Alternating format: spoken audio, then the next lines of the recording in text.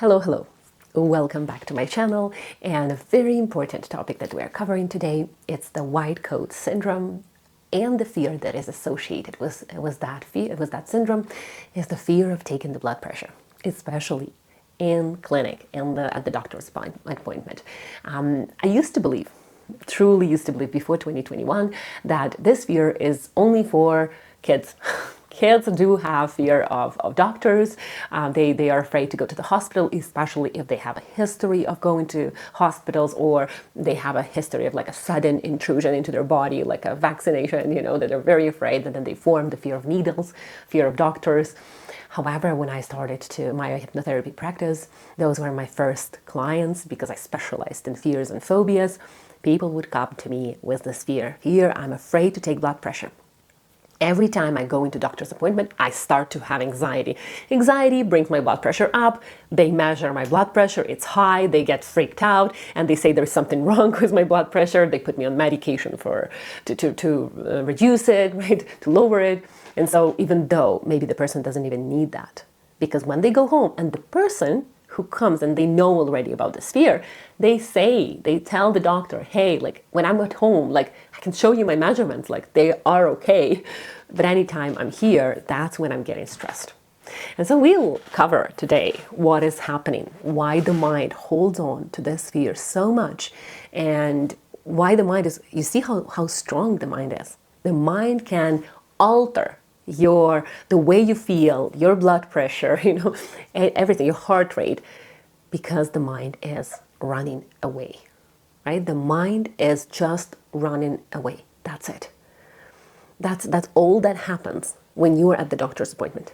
You are standing there knowing that you're safe, but the mind doesn't believe in that. And so the mind is running, which means that you have an increased heart rate, you have anxiety, and of course, an increased blood pressure. So, what other symptoms? First, anxiety about going to the doctor's appointment, because at almost every doctor's appointment, if it's not just like that 5-10 minutes talk about some issue, they do the checkup, right? They do take your blood pressure measurements.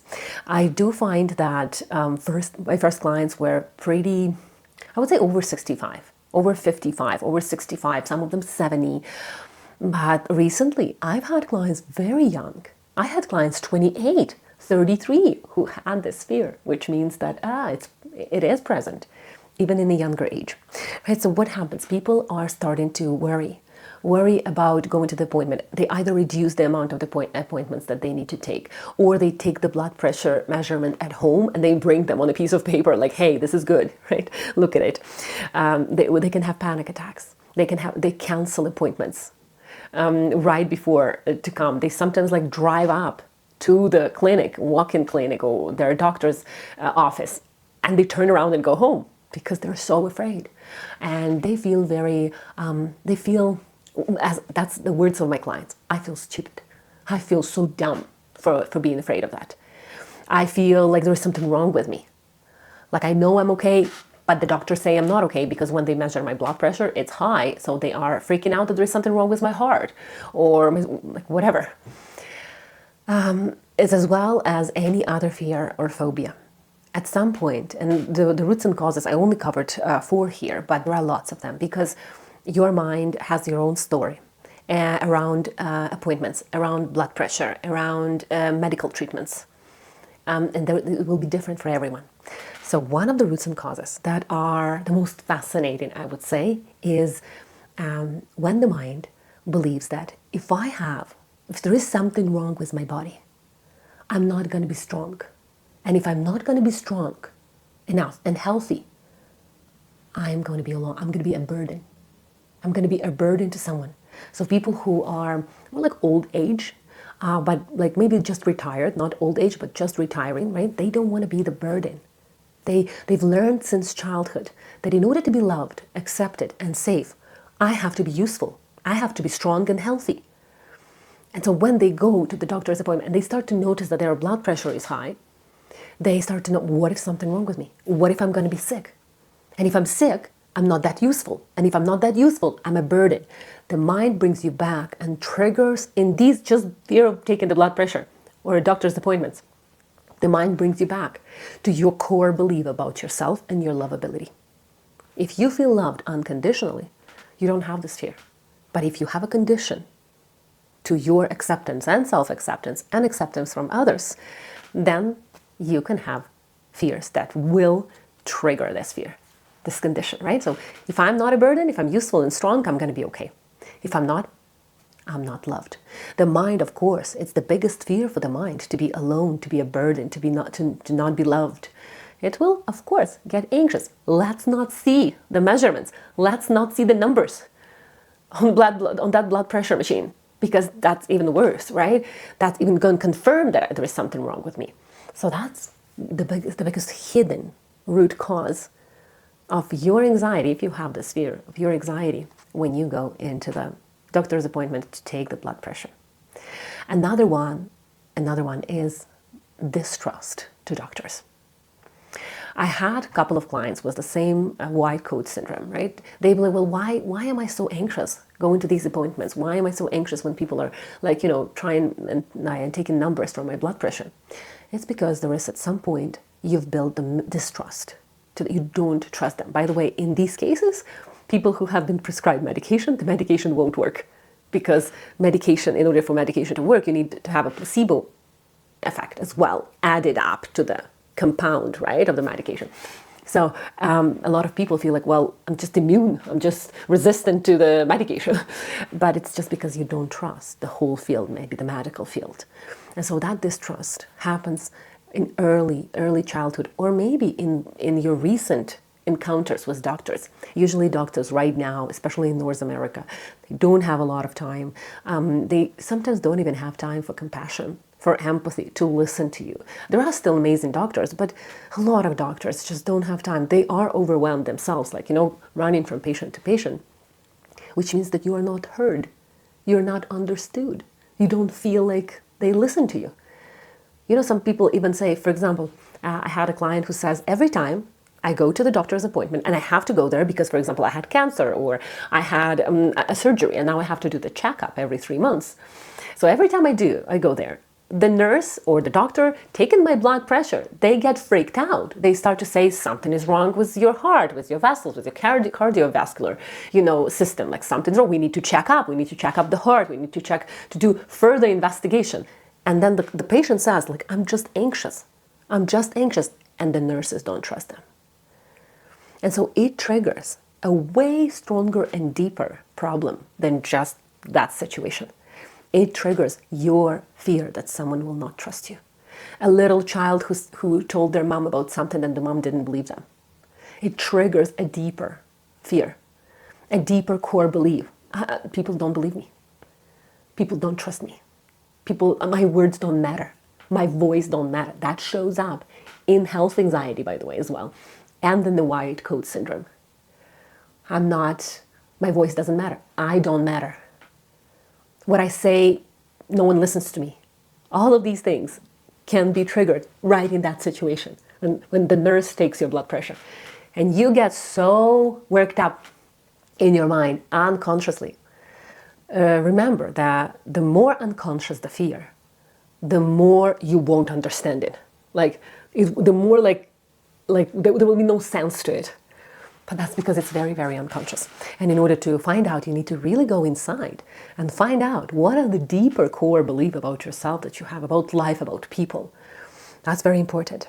Another thing is body rejects medical treatment. So what happens in that moment as well? The mind goes into the protective mode, into the fight or flight. It's when the child had to go to lots of appointments and had to take lots of medications. Right? The mind believes that this is not safe. I'm not safe, right? Like, it starts to really remember the pain. Because when you bring the child to the doctor, they feel even more helpless, even more out of control. And when we talk about some serious problems that children can have, when they have to undergo surgeries, when they have to undergo painful procedures, it's all that intrusion, that intrusion into our body on a very unconscious level. We're very little. We can't explain that. We can't understand fully what's happening. And so that fear is more primal. The fear is more triggered. It's stronger, right? It's like that fight or flight response that we cannot explain. So that happens sometimes with people have white coat syndrome. For example, my brother, he had asthma for many, many years when he was little, and he was brought to the emergency many, many times, right? So of course, every time he would see someone in a white coat, right, a doctor, or they would even come close or pass the hospital, of course he would get freaked out. He would get anxious, he would cry, he would get worried and fearful. So it is about going and really installing the belief that you are safe, installing the belief that you can take care of your health. By the way, people pleasers, people who sacrifice their own health and happiness for others may have in the future when they retire a very strong fear that there might be something wrong with them because they don't take care of themselves. So the health catches up on them. So they have to go to medical appointments more often and, of course, get triggered more often. Think about it. Another root cause is the fear of loneliness.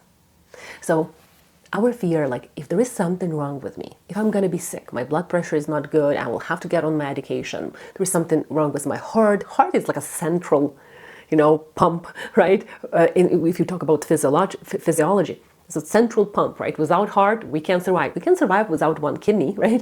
But we can't survive without a heart. So of course, it's going to be a lot of fears. There is a fear, cardiophobia, like a real fear. By the way, if I'm afraid that something is wrong with my heart. Pretty big fear, by the way, for many people. I worked with that fear. Can hit us at a very young age. And so, because it's so central, right? People believe that if there's something wrong with my heart, with my blood pressure, then I'm going to be alone. Fear of dying hits here hard. And if we are retired, for example, that another compound, another snowball that happens, because people who retire, a lot of people don't know what to do with themselves. They kind of fall into the depression. There is an emptiness that could also coincide with that period of time. So there are a lot of things on psychological level that happens at around 70, 65, 70. So that's when we form the belief, I'm alone, or I can be alone, and that the fear of dying, the end of life, right, starts to catch up on us, and we start to be even more anxious because, of course, the mind's job is to keep you on the planet for as long as possible. Your subconscious mind works relentlessly every single day to look for danger, to look for different, scenarios that could go wrong. The subconscious mind doesn't care about good moments. Remember, subconscious mind knows that in the good moments, in joy and happiness and fulfillment and in the present moment, there is no danger. So why would we focus on that? Subconscious mind will focus on danger. That's its job. So fear of loneliness is huge when we think about the white coat syndrome. We are afraid that if we're going to be sick, we're going to be alone. There is this huge, in Ukraine, by the way, where I'm from, there's a huge belief, like on the national level, that old people get sick. It's like a collective belief. When you're old, you're over 65, all you eat is medication and you don't have teeth and whatever is left, like you just, live, just survive, really.